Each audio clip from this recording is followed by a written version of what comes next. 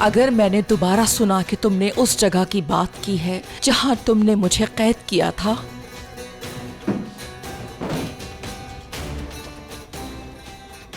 इस तकिए के नीचे की जगह खाली नहीं है।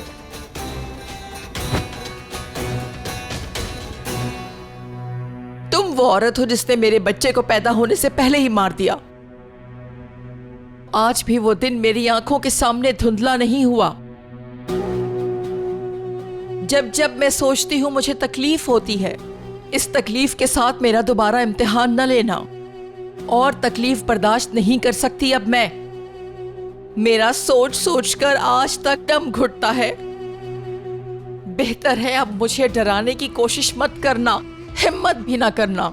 मैंने किसी को भी नहीं डराया है सुल्ताना, सिर्फ आगाह किया है। तुम्हारी तबीयत ठीक नहीं है, तुम अपनी तबीयत को संभालो, इसलिए होश में आ जाओ, बेहतर होगा। और अपने आंसू साफ कर लो, वरना तुम जानती हो मैं क्या कर सकती हूँ। कहीं हॉस्पिटल दोबारा ना भेजना पड़ जाए।